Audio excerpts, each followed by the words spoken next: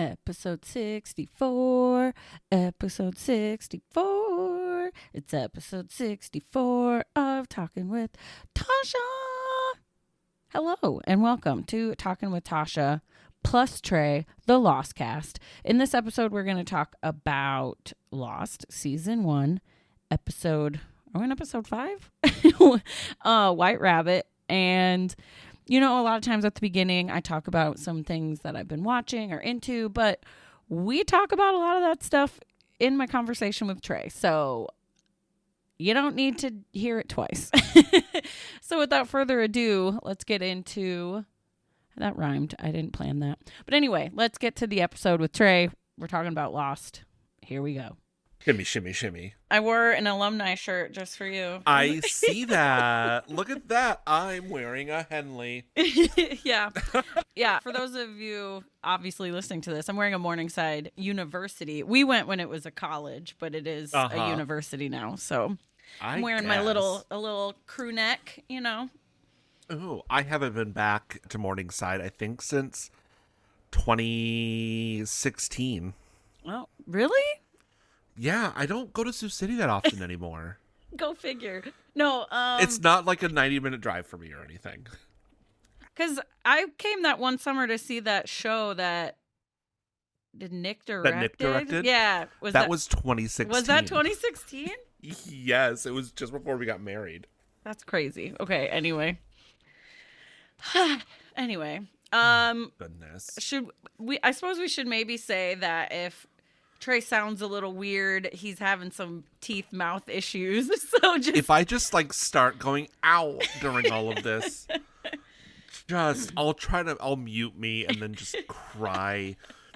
My teeth have been revolting out of my face since, I don't know, let me check my watch, 1987. Y'all know how old I am now. It's Natasha, we have spent, and by we, I mean mostly my parents, and then me when I became an adult with my own health insurance sometimes. We spent tens of thousands of dollars on my mouth. Yeah. One of my first memories was having a gas mask put on to make me go to sleep so they could put the metal crowns on every single tooth except for the front 8. What does that do? Were they your baby teeth? So, yeah, on my baby teeth. So I have had, I don't know, like a congenital defect where I have very, very weak enamel. Okay. And so this was how they could protect them. Okay. Otherwise, it just would have been Cavity City constantly. And so I had metal crowns on so many of my teeth for years. I didn't start losing my teeth until 3rd grade either. So I remember there was one time in 2nd grade, we were watching dental health videos in class, and the villain in one of them was King Kong Cavity. Guess what my nickname was on the playground for about a week? King Kong Cavity? I sobbed. And I don't mean by any means to compare trauma, but my teeth, I don't have that issue, but I did have braces for 5 years. If you saw my before pictures, my teeth were jacked, just all over the place. I didn't see a dentist till 8th grade. My baby teeth, most people when they're like, oh, it just fell out. My baby teeth did not come out easily at all. Oh no. It was but that's probably why I needed a dentist to help get them out on time instead of them all just being crammed in. That is the thing with dental insurance. It's not we were poor, so it was we'll go when you have a problem, and that's when I went because my canine teeth, my baby teeth never got loose, and so the adult teeth started coming in my gums. No, and that sounds so painful. It wasn't so much painful as it just looked crazy. You know what I mean? Sure. It was more painful getting it fixed because then obviously went to a dentist, immediately got a referral to an orthodontist. And my dad, I don't know if he's just naive or dumb or in denial, but he was still we'll see what they say at the consultation. And I'm like, Dad, my teeth are jacked. I don't understand. Oh, But I do give my parents. baby Natasha. I know. No, this was 8th grade Natasha. I was like 14. But Oh, adolescent Natasha. so I had to get a bunch of teeth pulled because obviously my mouth was too small. Braces. Oh. They cut the gums away of the teeth up in my gums and then put a bracket on it and pulled them down. They thought I might need headgear. I didn't have to have that. At one We point, would have been all twins. At one point, they thought they might have to break my jaw and realign it. Same. Didn't have to do that, luckily, so that's good. But yeah, and then just recently, even though I still have my retainer, I still do have it from 2004, and I would still wear it pretty regularly. But I started getting this gap right here. You can still kind of see it. So I used some of my tax return to get mini Invisalign. I went to the orthodontist, and he said, I bet in 2 trays we can close that up. Guess what? After 2 trays, it's better, but it's still there a little bit. And they're like, that's $700 more for 1 more tray. And I'm like, I guess we're going to stay here for a while. Yeah. I mean, after my crowns, and I still got cavities constantly because I'm a kid. Brushing my teeth was no fun. And, they were still just really bad with enamel. Yeah. And, when my adult teeth came in, cavities all the time. And because it had really poor enamel, my teeth were brown. I don't know if you remember them when we were in college together, but my front teeth were ugly as sin. But I had to have braces. I had to have a palate widener to expand my upper palate. I've been told since that I probably should have had that instead of pulling so many teeth because. But they also pulled 6 teeth. They pulled my wisdom teeth and then my two teeth down here. What else? I have crowns on the front 4 teeth on the top because that's cosmetic because my teeth were ugly as sin. And we're just do it. Because I, actor. And if I'm going to be doing television or film or anything, web series, if I have those brown spots on my teeth, Trey can only be hired as a meth head. He's from Iowa. It works. Makes sense. So we had that, and then just fine. And then 2 Christmases ago, I broke a back molar. That was a whole escapade. Right after I got that molar fixed, one of my new crowns in the front just broke in half.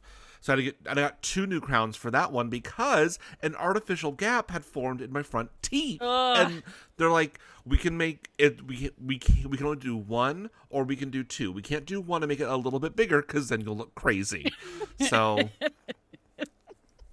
now I've just been having, and so this whole situation, I've just been having gum pain. I'm like, damn it, I have an abscess. I'm going to have surgery and antibiotics. No cavities, no abscess. It's just bacteria under the gum line. And how does that happen? Or do they know why? Let's just put out my my shame for everybody on the internet. We can edit it out if it's embarrassing. It's fine. No, it's just because now this is going to be a PSA for flossing or water picking. Okay. I hate flossing.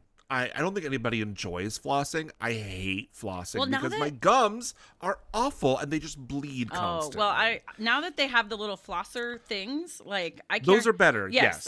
But it's because I'm bad at flossing, and so the plaque was just building up, and now my gums are just can you do something about this, please? Excuse me. I would like to see the manager, and the manager is you. Do something about this.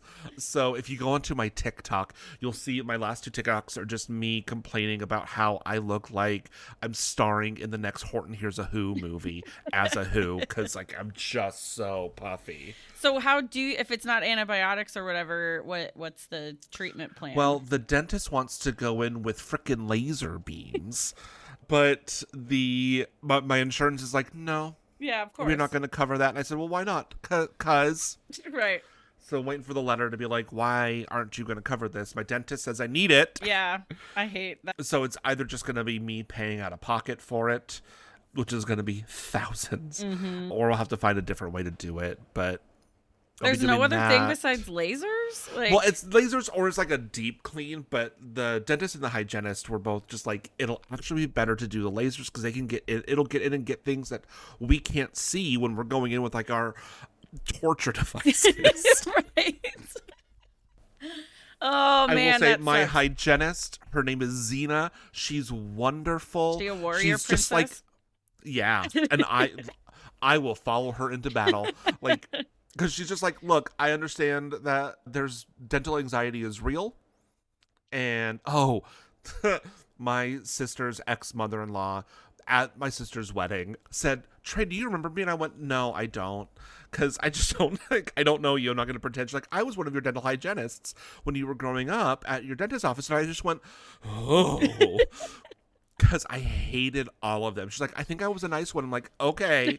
There were some that yelled at me about how brown my teeth were. Mm-hmm. Like I could do something about my enamel. Yeah.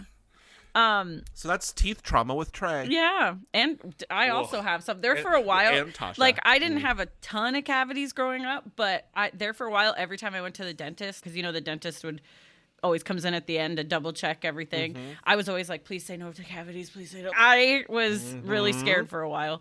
So I get it to a certain extent. And there was at the orthodontist office, I think they're not called hygienists there, but the assistants or whatever. Yeah, whatever they are. There was one there. She was the mean one. She was just so... Yes. Oh, you're bleeding as I've got like a nail file in like shaving off your gums. Well, and because like, when it you... wasn't a nail file, but... When you go into the orthodontist, they're like tightening your braces, moving, whatever. She was just in there with wires like... The other people seem to have a little more finesse with it, and I was like... Yeah. I don't know. She was angry at your mouth in particular. When because it's just like any doctor's office, they'd come to the door and say your name. When it was her, my mom knew too. We just looked at each other. Ugh. We're like, here we go. It's Brunhilde. Oh, gosh. Anyway.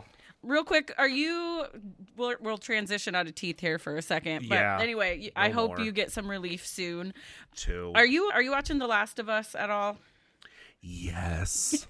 Look, I love I think it's a great show. Same. You say what you want, I'll say what I want, because you brought it up. You want me just to go, because I will. Are you caught up? Yes. Yeah, we're caught up. That second episode...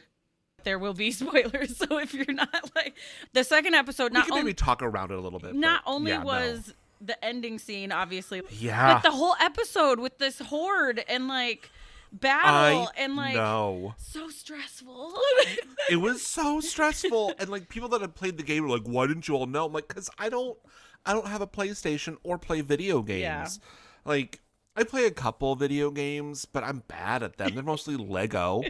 Yeah. Because there's either Lego or Star Wars, or both. Yeah. But no, we don't have a PlayStation, and so we don't play The Last of Us. And I'm like, I don't want any spoilers. I don't like spoilers. I don't either. I don't understand people that seek them out. What are you doing, My friend Cooper? Sam does. She'll Why? In my book club. What are you doing, Sam? For book club, she'll Google the ending of a book. And I'm like, how is that fun? I don't understand. That's not... But even watching the first season, I remember just hearing hullabaloo about this show. So I was like, I'll give it a whirl. I had no idea it was even based on a video game for like half the first season. So, because to me as well, like, how does a video game have such a storyline? Like, we grew up with video games where like the storyline was get Princess Peach out of Donkey Kong's, whatever. No, I love it. Like, that was the plot. So like, I don't understand. Yes. So I was like, smash mushroom, eat mushroom. Right. So, send the Goombas to hell. Yeah. Like, and then, but I will say there's a part of me that I understand it's zombies. I'm not as upset, obviously, when they're like killing the mushroom looking people and stuff. Yeah. But the idea that Abby came to seek this vengeance because her dad died, and now Ellie is doing the same. There is a little part of me that an eye for an eye makes everyone blind. What are we accomplishing here? I mean, I don't have a good answer for that. You know what I mean? Like after some of the episodes, I'll turn to Nick and I'll just be like, if there's an apocalypse like this, I want to die early. Same, He's like, that same. is dark. I'm like, no, babe, I'm not built for this world. I'm not built for this world. Like, they're in Seattle. Seattle was like crunchy in this world, in our world, in the Last of Us world. Seattle's awful. It is. You've got the people with like the cuts, the seraphites, I think is what they're called. Yeah. With the I do like that at scars. least they worship a woman. All their things say leave Yeah. her or something, and I'm like, Absolutely. I'll give them credit But, for like, that. But they are dreadful. They torture those humans, and like everybody tortures everybody in this. I'm like, Yeah. I'm not built for that. And Let me just live in Jackson. I will learn how to defend my home, but like I don't want to be out in the wilds. Me either. No, ma'am and or sir. yeah, true. I mean, I'm still watching it and I'm still invested, obviously. And I Yeah. think the girl that plays Dina is the cutest little thing I've ever seen. She's so good. What is her name? I'm blanking on it too. Isabella something, maybe? I'm gonna go on to the internet and see. She was in Instant Family. I really liked that movie. And she was the real life Dora, I think, when she was younger. Oh yes, Isabella Merced. That's it. Yeah, But I don't know. Obviously, I'm still invested. she's great. I think it's I also really enjoy Bella Ramsey yes, as Ellie. Ellie. I know there's a lot of discourse on the internet about how they're not good at this. And I'm like, no, but they are. Yeah. Bella Ramsey's doing a wonderful job. The character of Ellie is traumatized, and this is how they're portraying Ellie's trauma. Like, And I as much as I even in the first season didn't want Ellie to die, like I understood Joel being like, Yeah. what are you have to kill her to get the antidote? I thought you just wanted me to get her here to draw blood or something. You know what I mean? I get Right. that because she's immune.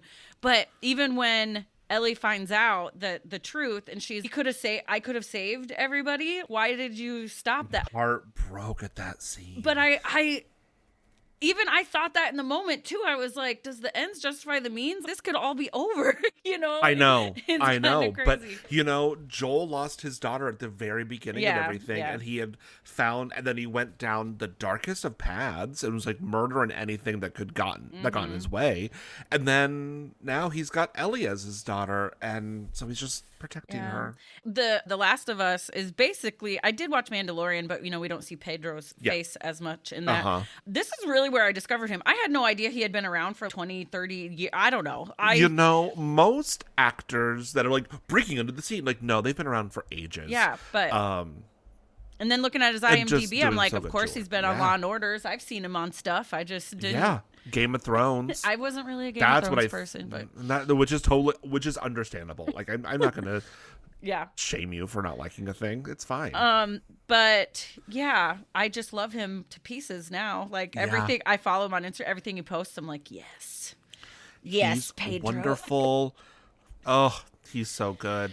Anything? What else? Ooh, are you watching *Handmaid's Tale* at all?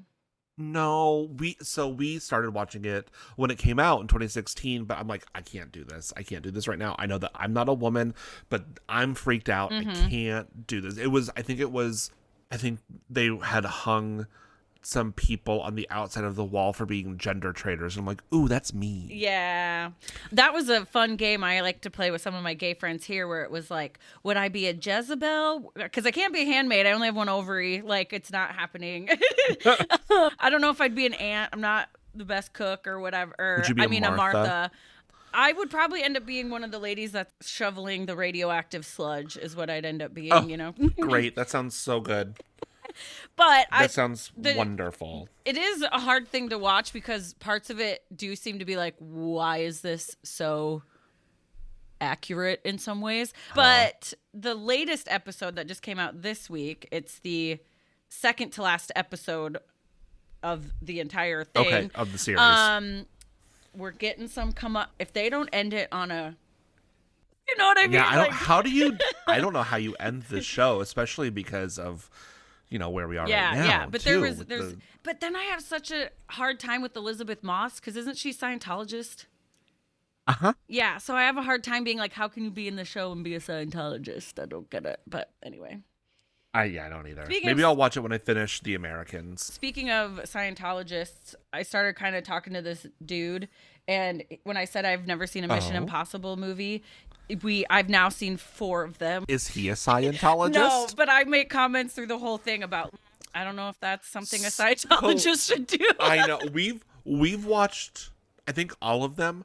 I couldn't tell you a single thing about them. Well, good for you, all of you being in those movies. Yeah. They are not for me. I'm just like, Tom Cruise, okay. The first couple, He's and wonderful, I think partially because the first couple were from like the late 90s, they just don't quite hold up, like a lot of the effects and stuff, and just storyline seems kind of hokey now and things like that. But the latest one we just watched, 4 or 5, I don't remember now what we were on, but that one actually held my. I was like, oh, like it got. I feel like there was better, one you know. I don't remember. Sure, Yeah. sure. Am I gonna run out to see the new one? No. I mean, if this man friend says I'm paying for your ticket, will you? Well, is there gonna be popcorn? Yes, obviously. We'll see how it goes. Yeah. I just We're think, finally seeing Sinners on Sunday. I can't ooh, wait. yeah, I want to see that too. But no, I'm trying to be a good sport. I try to be a good sport. Yes. I'm open-minded. I try, but I still have a hard time because, yes, Scientology is crazy. Yeah. Anyway, that was mostly. Also, I love Hacks. Are you watching Hacks? Are you a Hacks person? Yes, Hacks is so good. So funny. I've been having like this love it or not thing with this season because I'm just like, Deborah is being so When she was dreadful. When she was wearing that long wig thing, because some of the focus groups said I wish she had longer hair. I'm like, who is this woman? Since when does Deborah Vance give 2 craps about what?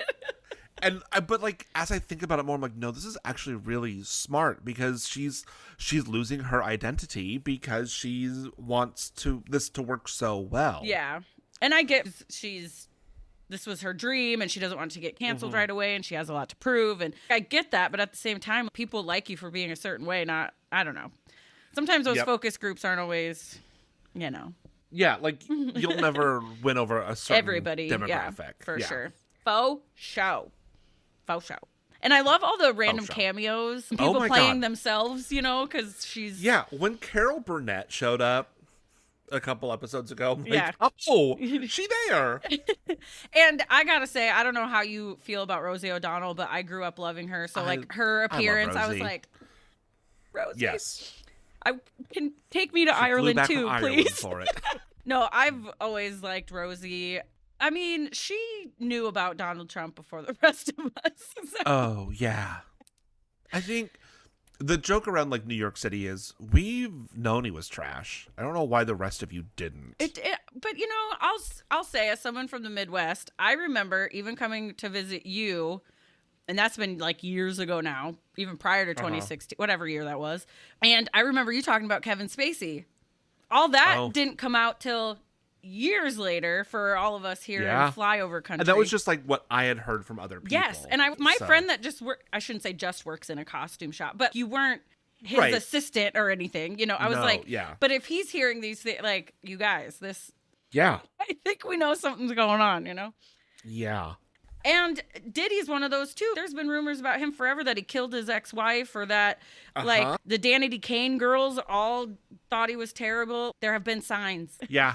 Yeah. But it's all the pictures of so-and-so was at his party, his white parties. But I was like, his white parties were not the freak-offs. That's a different, you know. These are different things. Like, and white parties are... Like, Press was at the white parties. Press was not at the freak-offs. You know what I mean? Right. It's... Oh, what a tangled web. Like, I don't know. I have thoughts, but they're not, like, fully formed. I'm not a Diddy defender. No. If he's guilty, please put him away. Mm-hmm. Also, like, let's reform the carceral state. But also, if you're drugging people and making them do freak-offs, go away. Yeah, for sure. Forever. Yeah. Anyway. But that's just because I've not been keeping up with it. That's why I don't. I just get bits and pieces from GMA in the morning when I'm getting ready for work. Like, I don't go read the court reports or, like, transcripts or anything. But no. There are humans that do. Yeah. Anyway, let's jump into Lost. Yeah. Diddy seems like a lost cause. Speaking of lost. Oh. All right. So we're on Lost Season 1, Episode 5, White Rabbit. We start with the flashback, which is very reminiscent of the very first episode because it's a close-up of an eyeball opening and I'm making a weird face even though this is a podcast. And we zoom out on a kid laying down on a basketball court. And he's basically kind of getting beat up. And then he looks over and there's another kid getting punched. And the first kid we see on the ground gets up and we find out it's a young Jack. And they're, him and his friend are getting punched and beat up and stuff. And then we're back to the beach. Charlie is yelling for Jack. He wakes him up. Someone is out in the ocean. Someone is always yelling for Jack. Yeah. So apparently Jack's the only one that knows how to swim or to do anything, so they had to wake Jack up. Which technically, I guess he wasn't the only one that tried. It's coming, but we'll get to that. But it's still wild. Yeah, that, there's 47 people on this island because we had 48. The marshal died. We have 47. Jack is still the only one. Yep. How is Jack the only one that knows how to do anything? Yeah, but anyway, so there's someone out in the ocean yelling for help. So Jack, of course, takes his shirt off, runs into the ocean. Charlie apparently doesn't know how to swim or something. And just everyone on the beach just starts watching. They're all just watching the show now. Jack, he's swimming. He's looking for the person in the water. And now not only is he a doctor, I think he may have been a lifeguard in a former life or something because he's doing all the things from what I learned on Baywatch. $6 million man. Yeah. And then he goes under and he's under for a while and you're kind of like, what's happening? And then he comes up with another person and it's Boone. And I immediately thought, was that Boone yelling for help? I thought it was a girl. Nope. Boone was trying to help and almost drowned himself. So yes, he gets Boone and then he's trying to help Boone back to the beach, and Boone's, leave me, get her, did you get her? And I kind of feel like, so Boone almost drowned just now, but you're holding him up. He's getting a few breaths. I think he can make it back to the shore. I don't think, they were far enough out. I was going to talk about I'll talk about this when, because there's, a confrontation. Yeah. And, Jack feels bad. Yeah. But, he's too far out, and he was under the water for a long time. True. Boyfriend needs to have, help getting back to the so shore, Jack, because he finds Boone first, helps Boone back to the beach, and then he goes back out to try to find the woman in the water, and then it's lost, and then we're at the credits. Now Boone is on the beach shirtless, very pensive, and Kate tells Jack, so we miss all the commotion. It cuts away when he goes back to get the girl, and now we're kind of finding out what transpired. So Kate tells Jack that the girl was named Joanna. She got caught in a riptide. She just went to take a swim this morning. I mean, I guess what else are you gonna do? You're stranded on an island. But I guess so then we assume, she died because they're talking about her in the past tense and stuff. And Jack feels bad that he didn't know her or talk to her. They've been here for 4 days now? 6? 5? Or 7? I don't know. I should know. Time is weird. But I didn't even talk to her. I feel bad. And Kate's, you tried. And he saved Boone instead. So I guess, he saved somebody. Good. And then we see the weird, creepy guy in the suit that we kind of got flashes of in the last episode. And he's kind of standing in the water, where the ocean meets the beach, I mentioned this to Nick. So, you see him, in the water, and there's, just beach behind him. It looked to me, I had to, go look, that there were 2 people farther down the beach. I did not notice, but now I feel Nick's I don't think those are people. I'm like, I think they're people. Maybe. Does someone out there know? I don't. And this time, Jack finally asks someone else, did you see that? Because all these other times he just makes a weird face and pretends it didn't happen or something. So he asked Kate if she saw it, and she's, when did you last get a full night's sleep? She's basically, you're crazy. It's a good question. It is, though. They've been through a lot. If you're hallucinating, go to sleep. Yeah. So now we're transitioning to Michael and Walt. Michael asks Walt where he learned this toothbrushing thing with what did we think it was? Aloe. It was aloe. Okay, with aloe. Yeah. And he says son taught him. And then Michael warns him not to drink the ocean water because they're kind of brushing their teeth with the aloe and rinsing and stuff. And he's, don't drink it. And he's going to only make you more thirsty. And then Walt just keeps being like, why? It's a good question, though. Like, if you don't know why salt water and then makes Michael's you thirsty. like, just don't swallow it, all right? Finally just gets fed up. And then we cut to Sun, who is fully buttoned up in her cardigan, and she's folding something, watching Walt and Michael on the beach.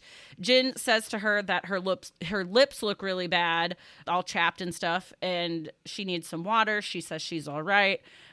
She's, dude, I don't think anything's coming to get us. Like, you know, she's worried, and Jin's, oh no, it'll be okay. And Sun says everyone just ignores us. Well, this is all in Korean, by the way. She says everyone ignores us. We should try harder to communicate. And Jin's, we don't need anybody else. We're fine. We get what we want. And he will tell her what to do. Like, he literally says, I will tell you what to do. And I really forgot how much we don't like him in the beginning. We don't like Jin in the beginning. We're just like, let her live. Right. Let her cook. Let her like, you need other people. Go talk to the other 45 people on this island. And now we cut to Shannon, who is wearing the ugliest outfit I've ever seen in my life. So she walks over to Sawyer wearing the most ridiculous outfit I've ever seen, and he calls her Sticks, as in those legs of hers. I missed that. I missed it. Add it to your spreadsheet of nicknames. Yep, I have a boop, bop, beep, bop, boop. And her outfit, for those of you that don't recall, it is a green skirt with kind of that shark bite handkerchief thing that was a thing in the double zeros. And it on the hem was kind of like that. And then she has huge hoop earrings in for some reason. Huge hoops. And then what I can only describe as a going out top is her top. And it's pink and kind of sparkly and has like sheer sleeves that are flapping in the wind. The top and skirt don't even match, in my opinion. I know they're just on a beach, but like, if you're putting hoops in and stuff, at least match your outfit. I don't understand. It's just, if people ever thought that Lost was timeless, no, it's not. Shannon will always tell you exactly when we are. Yep. And the main reason she's talking to Sawyer is she apparently has sand fleas. She's itchy. And Sawyer, of course, he's gone through all the luggage. He found some spray stuff. But he wants $5,000 for it. But he says he'll take an IOU. And so she just leaves the spray behind and walks away in a huff. And, you know, Sawyer. Oh, speaking of which, did you see Sawyer has a new show on HBO? No. It's called. What is he doing? It's called something with the D. Did I put it in my phone? Of course not. Where did I thought I wrote it down somewhere. It's an HBO show. Starts with a D. I can't think of it. What is Josh Holloway doing? Josh Holloway. Oh, he was in the last Mission Impossible I watched. He was in the beginning. Oh. And he died. Oh. But it's apparently a show called Duster. That's it. We did see a preview for this, and I went, oh, Sawyer. And then when I saw him in that Mission Impossible, it was when J.J. Abrams took over. So it kind of makes sense because Lost was probably big at the time or whatever. I think they coincide a little bit. Anyway, now we cut to Claire, who can't find a hairbrush. Apparently nobody packs hairbrushes these days. She feels faint, so she drinks some water, and then she helps Kate sort through some clothes. They're sorting practical clothes from impractical clothes. Shannon is impractical clothes. This is what she's like, that is your this example. This is for Shannon. And then Claire asks if Kate is a Gemini, and she's, I knew it because you're restless and passionate. And Kate does not want her chart done, apparently. She was like, okay, whatever, crazy pregnant lady. Now we're over with Hurley. Hurley finds Jack and tells him that he looks tired, which is like, gee, thanks. Number one rule of being a human, don't tell people they look tired, because you're basically saying you look like shit. No, unless like they are your friend, like you are concerned, like, hey, you look tired. Are you okay? What's your relationship with that person? Is it your spouse, and have you been making them tired? Don't say it. Don't say it. So tells him he looks tired, and he goes, we have a problem. Because again, Jack's the only one that can solve any problem anyone has. There's only 18 bottles of water left in a suitcase, and not even full bottles. A lot of them are like halvesies. And they're put them all in a suitcase. And Wait, Didn't they, like, 2 or 3 episodes ago start saying we have to start collecting rainwater because we don't know? Apparently they didn't do it. Apparently they're just like, whatever. I think it was Saeed. Like, whatever, Saeed. You're an Iraqi. We don't like you because it's America in the early aughts. And Hurley goes, yeah, people just kind of took what they wanted because we thought we'd get rescued, but we didn't. And he says it like Which exactly is fair. Like that. But he's also right. And then Hurley and Charlie ask Jack a million questions about what they should do about the water problem. They don't really want to tell people because people will panic and blah, blah, blah. And he just goes, I don't know. Just figure it out. He's spiraling. We're watching it crash out. And then we're in a flashback, and we hear ice rattling in a glass, and it's young Jack with the black eye talking to his dad, we're assuming. We don't know for sure at first, but it's his dad. Right. And they say maybe 4 times, a couple of guys jumped Mark Silverman. He's, a couple of guys. Or Mark Silverman. Yeah. And then the dad's, I had a boy on my table today, and he had a bad heart. And everyone was looking at story. I know, and everyone was looking at me to make decisions, and I could make them because at the end of the day, after that boy died, little boy died, he just washed his hands and came home and watched Carol Burnett. Oh, another Carol Burnett reference. But also, what year is it? That was a question. When did the Carol Burnett show end? It must have been a rerun, talking. Nick at Night or something. It had to have. And then he goes, how did I do that, Jack? Because I have what it takes. You don't choose, Jack. You don't decide. You don't want to be a hero. Don't try to save everyone. When you fail, you just have to do what it takes. And I was like, great pep talk, Dad. This is Oh, the Carol Burnett show ran until 1978. Oh. So, yeah, if Jack's a child, that might be. It could. Okay, it could be like the final seasons. Yeah, because Jack, old do we, 40-ish when Lost? I don't know. How old was... You keep talking. I'm going to do some math. Okay. So now we're back to the beach, and Boone asks why Jack didn't just leave him in the water. He says you should have saved her. And then Jack says, but I didn't save her, and neither did you. Burn! And then Boone's, you're not the only one who knows what to do, you know. I run a business. My God. And he goes, who made you our savior? Which is a valid question, but also, you all are going to him. Like, he didn't ask for it. But also, unlike that saving, like the woman and versus saving me, when I cannot swim that well, so it would not be me going out there. But like, you go and try to find somebody. Oops, you found somebody else. They're closer. You're closer to the beach. You gotta go save them. Right. I mean, I've never. Sometimes you just have to be like, we can't get back out there. Yeah. And I've never taken gone. a lifeguard course, but there probably is that triage thing of right. Who do we have the best bet of saving or whatever? But that's basically what we've been asking this whole time. Like, even in the now 5th episode of this, who said Jack is the one with all the answers? And they do just start going to him. And then Jack starts seeing the suit guy again. And Boone is like, why aren't you looking at me? Where are you going? And Jack's, I'm following this guy in a suit. So Jack turns and he's off to find the guy in a suit. He runs through some greenery. And there he is. He reaches out. The guy turns around. And then we kind of get, we're like, oh, that's his dad. Since we saw the flashback, we're like, oh, that's his dad just with gray hair or whatever. All right. I found some info on lostpedia.fandom.com. It says that he was born in 1969, which means he would have been about 9 years old at the end of the Carol Burnett show. This Jack looked a little bit older than 9, so let's go with a rerun. I'm glad we got to the bottom of that. Early 80s. Or J.J. Abrams just didn't care about continuity, which I think is a theme. Yeah. Anyway, where are my notes? Here we go. He runs through some greenery. He finds the guy in the suit. He turns around. We realize it's his dad. And then Jack goes, Dad? And then a weird Twilight Zone angle kind of happens as he's walking through the forest. And then Jack's on the ground panting. And then we're back to another flashback. And Jack's talking with his mom, and he's, your father is gone, Jack, but he'll be back. This time is different, or whatever. And Jack and his mom are arguing over Jack bringing his dad back to the house, and we're kind of like, is he just on a bender? Is he, like, having an affair? Like, we kind of don't really get the context of, like, why is he gone, and why is this, like, every other time, or not like every other, whatever. So they're arguing over bringing him back or not. And then his mom says something like, he was right about you. You just don't understand the pressure. He understands the pressure. And Jack's, I can't go get him. His mom is upset. And he goes, you don't get to say I can't after what you did. And we're all like, what did he do? I don't know. What did he do? And then he says, and then the mom says, bring your father home, Jack.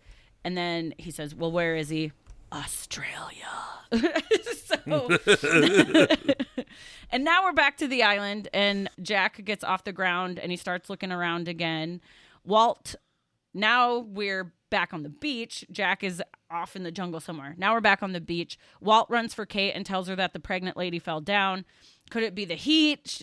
Kate's, feels like you have a fever. Could it be something wrong with the baby? I don't know. But Charlie and Michael is limping because remember he got gored by a boar. Yes, he was gored by the boar. But Charlie and Michael are helping carry her into the shade, and Kate goes, get her inside. And I'm like, excuse me, ma'am, it's just a tarp. I don't understand. It's just like a very poorly made lean-to with a tarp, and she's get her inside. Kate gets Claire to kind of wake up just by slapping her face, sort of. And she asks Charlie to get her some water, and all the water that they gathered earlier is gone. And Charlie says, someone stole it. I can't do accents, but he has an accent.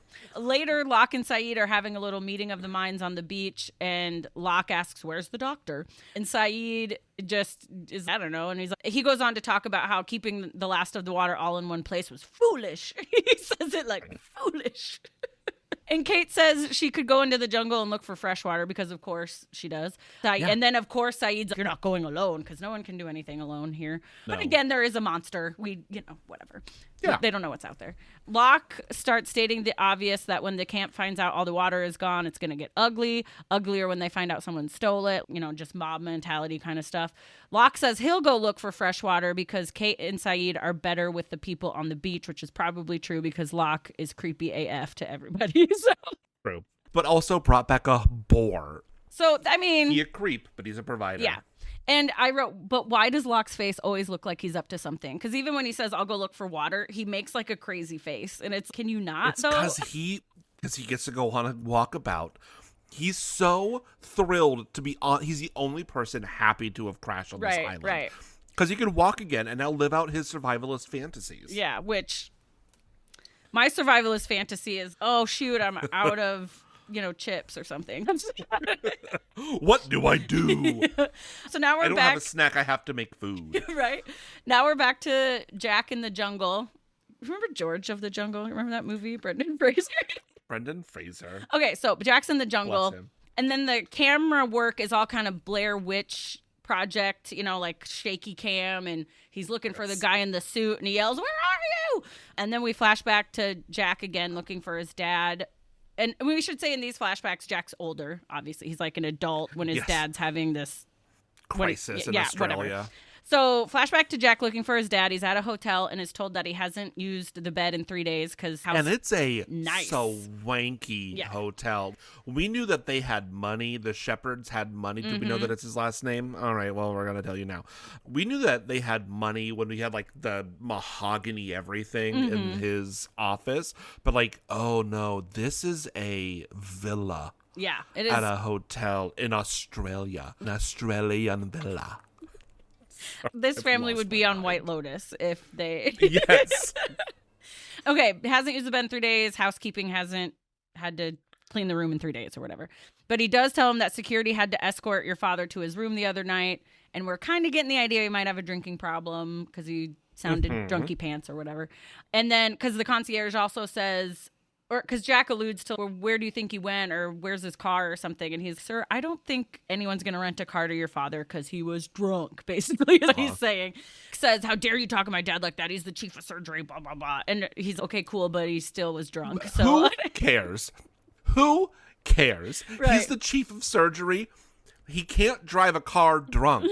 Right. And it's like, he's the chief of surgery across the planet. They don't care across on the other side of the world where your healthcare system is bullshit. Right. And then Jack sees that his dad left his wallet, and the guy says, maybe you should check with the police. And now we're back to the jungle. There's weird noises. Jack is running around and sweating and breathing heavy and stumbling. And the suit guy appears, but we're back to awkwardly, frantically running around, and then he falls down, and then there's a ditch, and then there's a hole, and then there's a ravine. like, and the green grass grows all around, and the green grass grows all around. So this is quite a tumble. He just keeps tumbling down. Tumbling. That's a song too, isn't it? Tumbling something. Tumble and tumble. Yeah. So he's falling for what seems like forever, and then he almost falls off this cliff, but he's holding on to like a branch root kind of thing.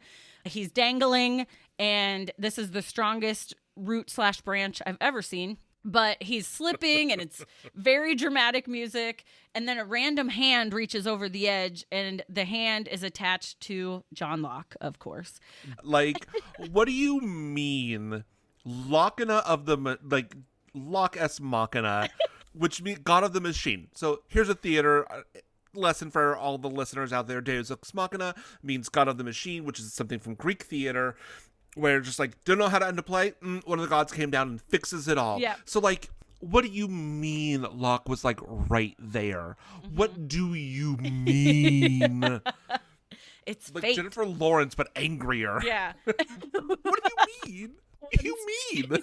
But also, for a minute, I think Jack thinks he's hallucinating the hand, too. I think he doesn't know for sure if it's, like, real. But then Locke says, take my hand, and then they both grunt, and then pulls him back up on solid ground. And then they're both laying there panting like they both just climaxed or something. It really looks like it was post-coital. It really did. Because Jack's even laying on Locke's arm, you know, like usually with two people laying together, one has like their arm kind of, it's a thing. Anyway, and then they lay there panting. Locke asks if he's okay, and Jack just starts laughing because what else do you do? This moment so much. It was such, I'm like, oh, this is a strong acting choice, and it might not have been the most right acting choice. And now we're back on the beach, and Claire wakes up, and Charlie is there and told her she's been out for a couple hours. Charlie gives her some water from what little they did have left, I guess. Jack isn't back yet. Nobody's seen him. He reassures her that Locke will find some more water, though. And she says, great, our only hunter is going to get killed in the jungle trying to get the pregnant girl some water. And then they joke about why he has 400 knives and who packs 400 knives. And Charlie could only fit 200 or 300, so he doesn't know how he got 400 knives. Claire wonders when they will get rescued, and Charlie just says soon. Claire thanks Charlie for looking her in the eye because she feels like everybody on the beach looks at her like a time bomb, like the baby. She's going to give birth and it's going to be scary. She kind of is. Like, she is literally a ticking time bomb. Yeah, and I get it. I'd be nervous too. And then I noticed that Charlie's finger wrapping, you know, he has something different. It says late now, which is, I don't know. It said late for a little while. Yeah, I couldn't remember, I guess. And then I noticed his tattoo on his arm says living is easy with eyes closed. And just all of these. Natasha, that tattoo looked so bad. It was literally just like a roadie probably did it when he was on the road with his band, you know. Sure. It was bad. But anyway, all those things I feel like are hints to the show's theme overall, and then the late is even, what is that alluding to? The fact that their rescue is late, or her Claire's late. Yeah. Yep. So I don't know. I was just now watching it a second time. I'm reading into more of those things because I missed them all the first time. Same. And he says that Claire doesn't scare him. And then I just wrote a bunch of questions. Is the baby coming late? Is Jack late? Is the rescue late? Oh. What is late? And then they just give each other a nice smile. And then Hurley tells Saeed and Kate that the Chinese people have water. They're Korean, actually. But Saeed tries, and then so Saeed stomps over there, and he's like, where'd you get this water?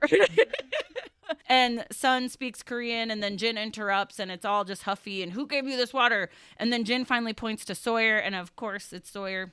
So Saeed says to wait, because they're all going to go like, Kate wants to approach him and be like, did you steal the water? And then Saeed says, wait, a rat will always lead you to the cheese or the trap or whatever. And he does. Sawyer has a suitcase buried under like this bush, and it's got cigarettes and booze and contraband and like all this stuff. And then Kate pounces, like literally just like Tigger. And Sawyer's into it. He's, ooh. He likes it rough, apparently. He says, I made this birthday wish 4 years ago. Kate asks where the water is, and then Sawyer gets on top, because of course he does. Yeah. And then Saeed gets him off Kate, and they're asking where the water is. And Sawyer said that he traded the last of his water for Jin's fish. And Sawyer says, it's going to rain sooner or later. I'm an optimist. So he didn't feel bad getting rid of the last of his water because he wanted fish or whatever. And then Sawyer says, you forgot something to Kate, and throws her the badge from the air marshal and says that apparently she's the new sheriff in town because, she had to pounce on him and whatever. Back in the jungle, Locke tries to get water just by little droplets off of a leaf. He had a lot in that bottle, though. But that's going to take forever. Forever. And then as he's doing that, Jack asks how the others are doing. And it's like, dude, you've only been gone for a couple hours. Right. The savior complex on this man. It's like you don't want to be a savior, yet you're worried that you being gone for 2 hours, they're all going to just fall apart. They're going to Lord the Flies in. Which just they kind of are, truly. I guess. But Locke answers Captain Obvious, and he's like, thirsty, hungry, looking for someone to tell them what to do. And Jack is like, Grab a Snickers. And Jack's like, why's it got to be me? Why me? Jack says he's not a leader, and Locke says they all treat you like one, which they do. And Jack says he doesn't have what it takes, which we're getting childhood trauma, like his dad never thought he was up to snuff. So why do these people think he is, So, and then Jack says, I think I'm going crazy. And Locke says, crazy people don't know they're going crazy, so you're not crazy. Which is kind of valid. And Jack says he's chasing someone, and Locke says, ooh, the white rabbit, take a drink. That's the name of the episode. He says, just like in Alice in Wonderland, you got to go down the rabbit hole. Locke says, if I told you all the things you just said, what would be your diagnosis as a doctor? And he says, hallucinations as a result of dehydration, PTSD, not getting enough sleep.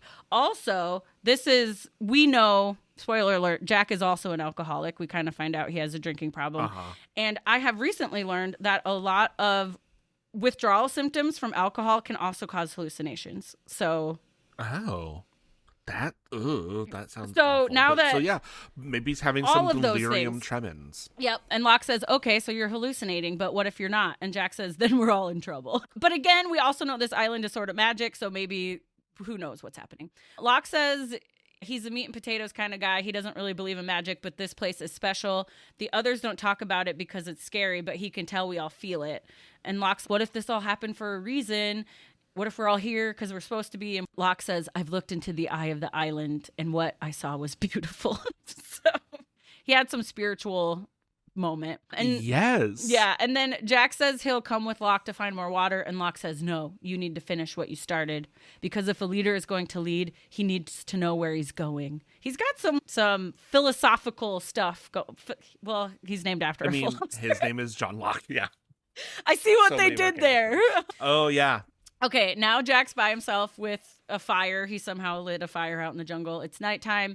And then we see a flashback. This fire. We hear footsteps in the distance, and it's Jack in the morgue with the medical examiner or doctor or whatever. And they found his dad at King's Cross Station. Isn't that in London? Is there also one in Australia? I mean, there's probably one in wherever they are in Australia. King's Cross Station, Australia. Australia? Yeah, it's in Potts Point, New South Wales, in Sydney. Okay. Sydney, Australia. So they found his dad's dead body there. And they said he had a very high blood alcohol level that probably caused a fatal heart attack. And then Jack just kind of looks at the body bag for a long time. They unzip it, and it is his dad. He identifies the body, and he starts to cry, which basic response. Why wouldn't you? Most people, but then I wrote, most people just go have a bender at their local bar, but this rich doctor goes clear to Australia to have a bender.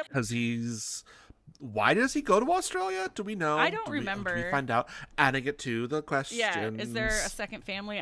You'd think I'd remember that, but I don't. Now we're back in the jungle, back at the fire. Jack is crying. And then we hear that same ice rattling noise from when his dad was in the office when he got beat up trying to defend Mark Silverman or whatever.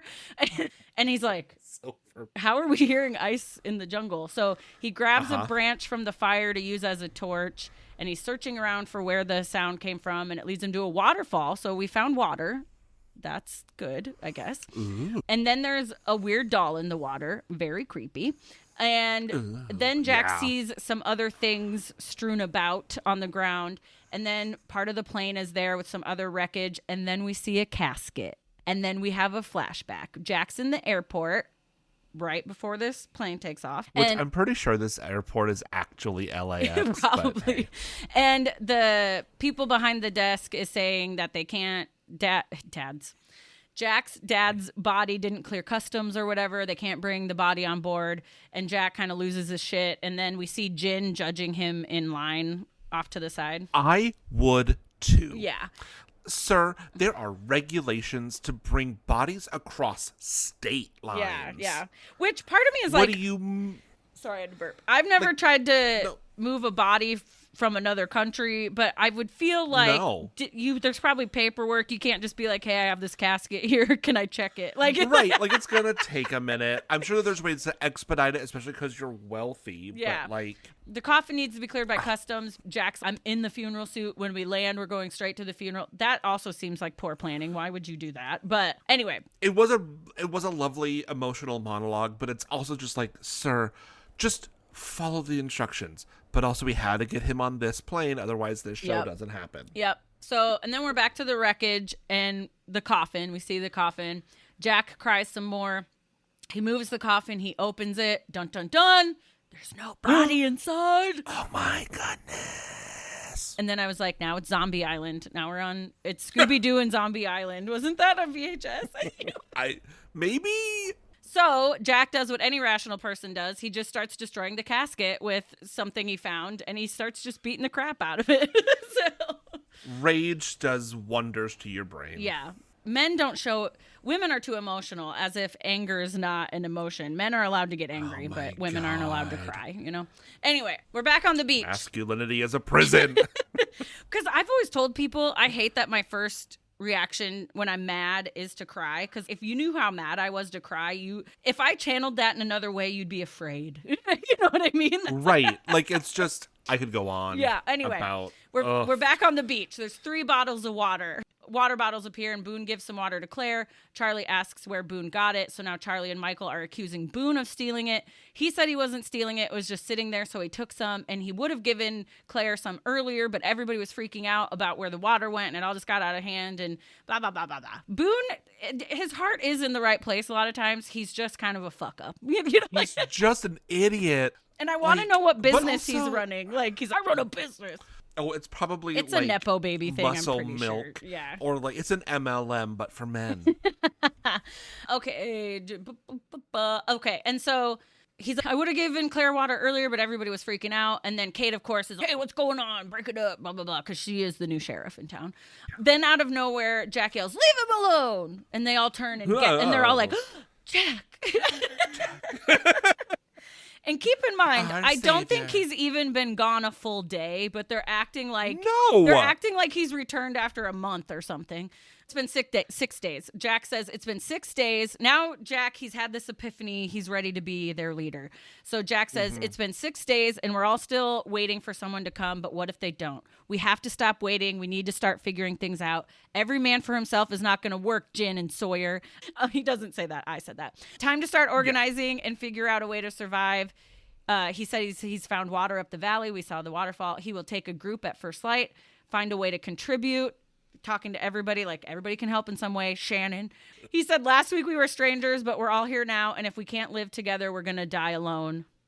Isn't that, and as he said it, I said it, I'm like, I feel like that's a theme. Yeah.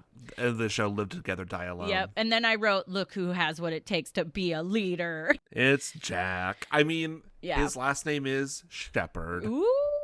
Okay, and then everyone kind of has these pensive looks, and then they start rationing the water. And then Sun thanks Jin for getting her the water earlier today from Sawyer. He says that's what husbands are for. It's one of those moments. Yeah. Walt is already asleep, so Michael gives the dog some water. And then Sawyer asks Boone how it feels to be the new most hated guy on the island, and he goes, sucks, don't it? Kate now has some water in her hand, and she's wearing some cargo pants, and she gives Jack some water. He drinks it. They're kind of sitting there on the beach. Kate says, where were you today, Jack? Again, he was only gone for like maybe 6 hours. I don't know. Right. Why are we all so concerned? And then he goes, I just had a few things to take care of. Like he's just running errands, you know. Had to stop by the CVS or whatever. I don't know.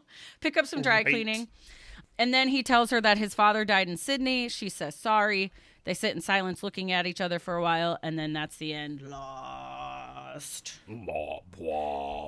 Here are my questions for this. Oh, I had it written here at the end about Josh Holloway's show. Anyway, I knew I wrote it somewhere. Oh, okay.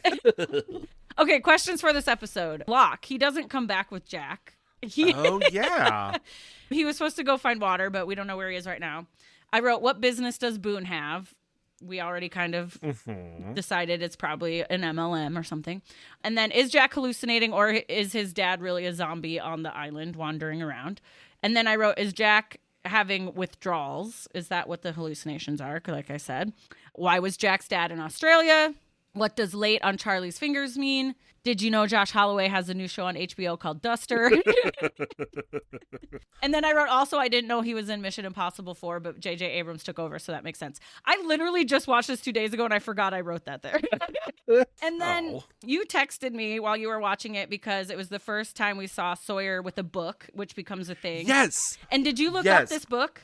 I'm pretty sure it's Watership Down. Now, I will say that on Lostpedia, it's not listed as being in this episode, but I'm going to go back and I might have to go watch this episode again and be like, it's right there. They're not talking about it. But you did it. You did what no other Lost fan could do. You saw the first No book. other Lost fan has done in 20 years. I Googled Watership Down by Richard Adams. Did you look this up? Have you read it? No, I haven't read it. Go ahead. Okay. I've read it. It tells the story of a group of rabbits led by Hazel and Fiver, right? Fiver, who leave their warren after Fiver. Warren is like their home. Yeah. Leaves their warren after Fiver foresees its destruction and seeks a new home. The rabbits face many dangers, including predators and other rabbit groups, as they journey to find a safe haven. The story explores themes of leadership, courage, survival, and the importance of community.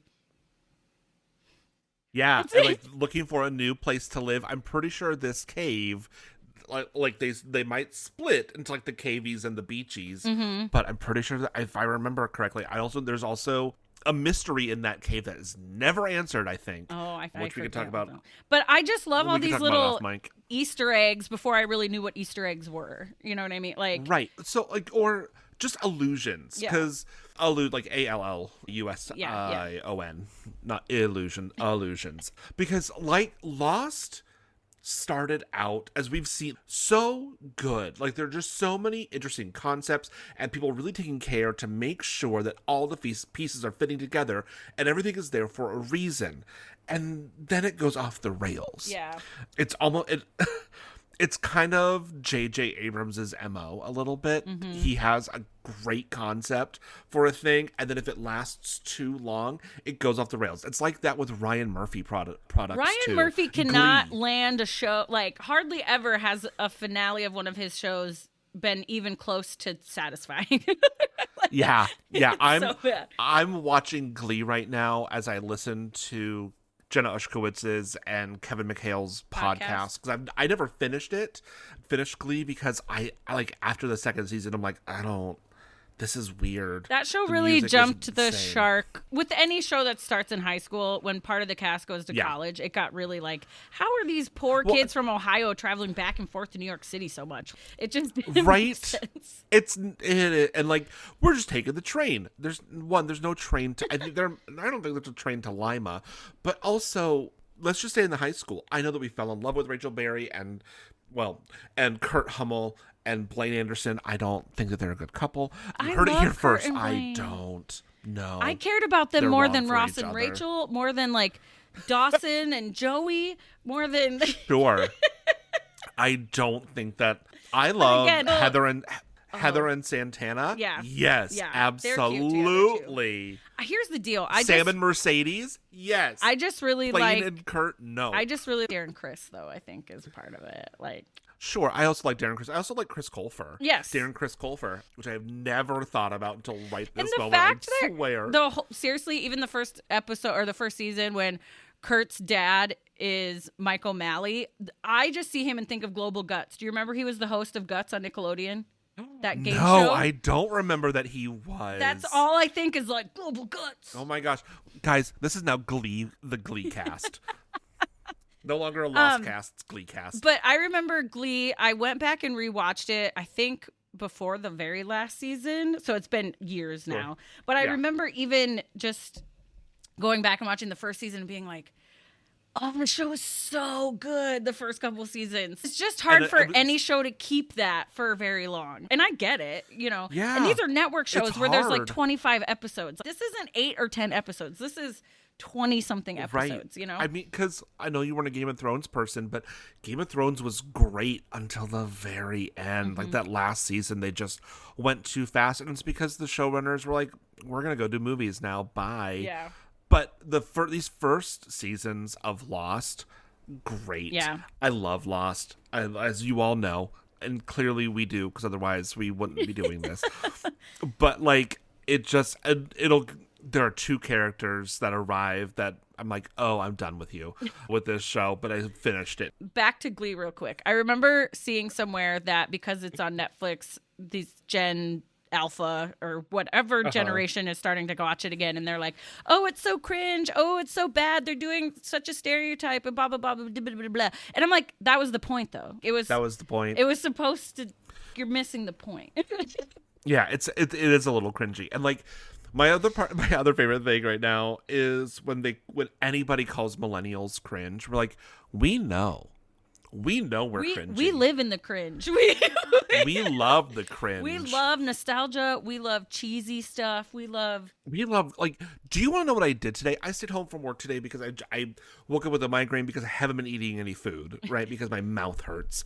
But all I did today was watch The Americans. Oh my God, it's so good. Work on a cross-stitch pattern and watch the birds at my new bird feeder that I put on my fire escape. Grandma's got it right. Fiber crafts, bird watching, spy television. See, my version of that would be I haven't gotten into the knitting, crochet, and cross-stitch stuff. I know people do it. And join the dark side. I saw a thing. You'll have no money, but be very warm. I saw a thing the other day that like millennials must fall into one of these 4 things: fiber crafts, plants, books, or sourdough. Oh no, I'm 3 of the 4 and I'm trying to get the 4th. I'm a little bit plants and books. Not probably going to do the sourdough or the crafty stuff, but oh no, I see you as you're going to love felt crafts. You're going to love felt crafts. Okay, anyway, what were your questions for this episode? Did you have any that I didn't have? I didn't have many. I had like yours, like, why does Jack's dad go to Australia? Nick, as we were watching the opening scenes, he's just like, can no one else swim? Does no one want to help? Where are the underwater flotation devices we learn about in all the safety videos? They burned them all, apparently. They burned them all because they smelled like death. Yeah, it's valid just a point, lot of though. Incredulity over here. Yeah. Yes.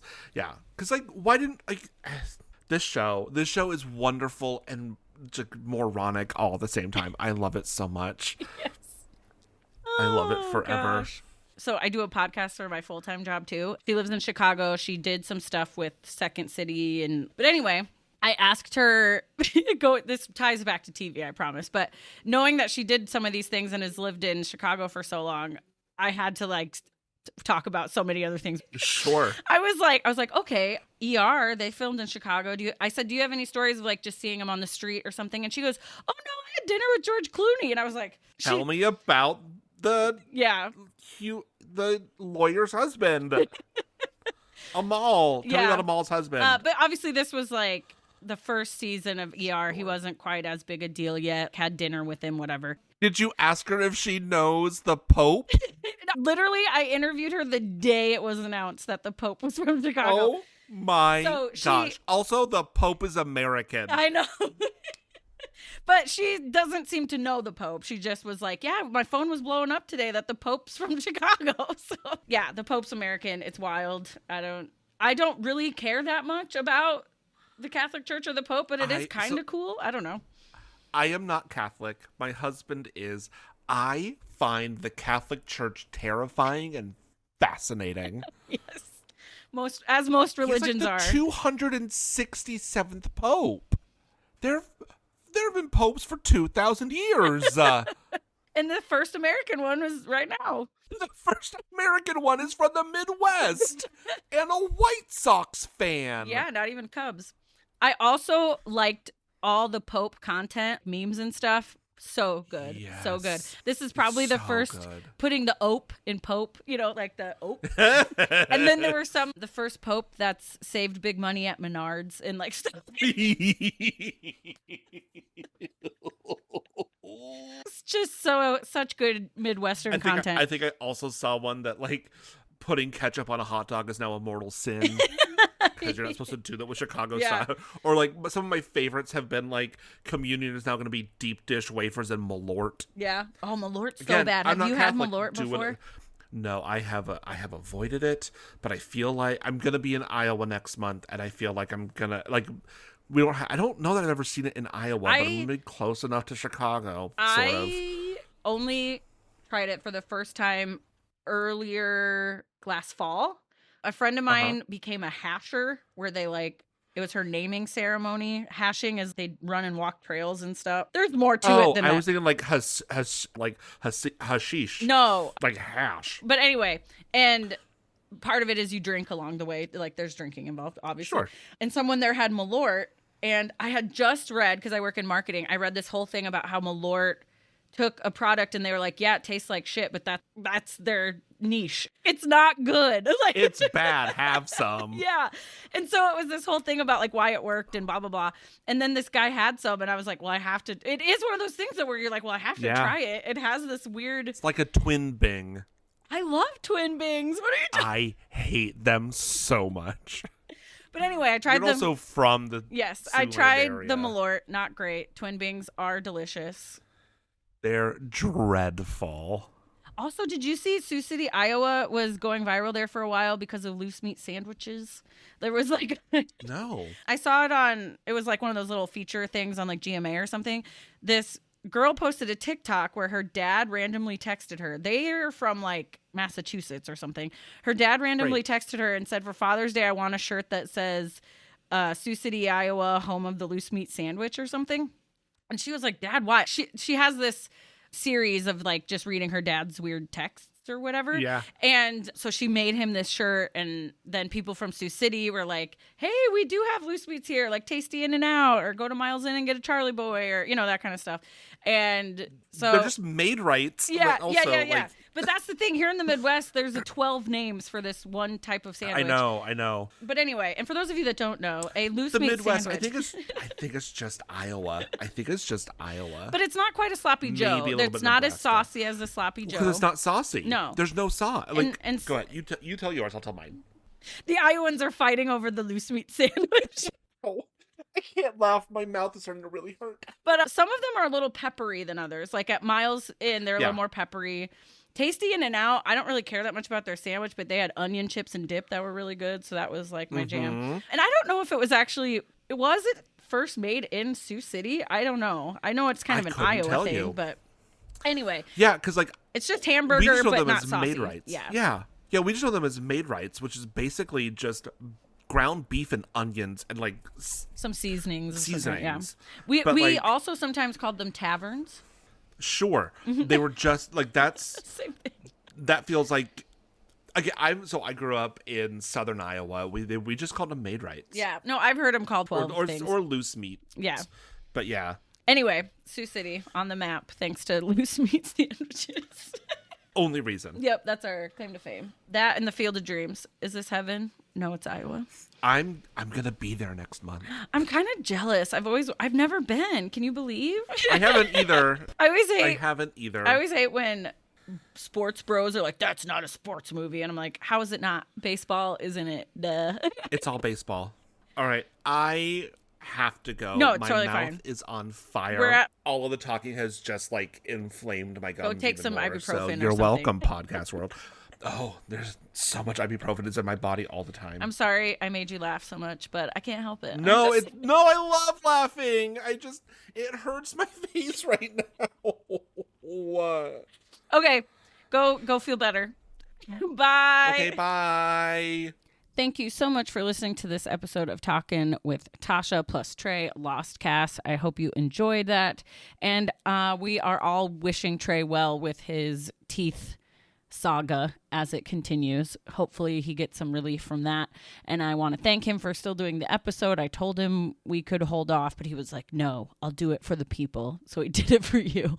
So I thank him for doing that as always. And always fun talking with Trey about everything, really.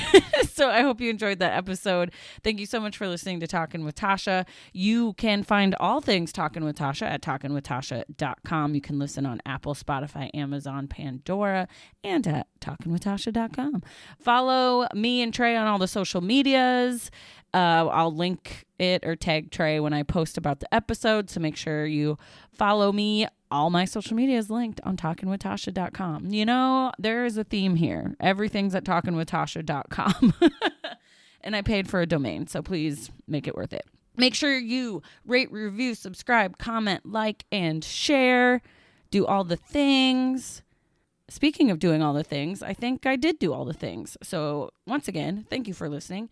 And be safe. Make good choices. Wash your hands. Just try to be a good person. Stay hydrated. And peace out, Brussels sprout. Bye.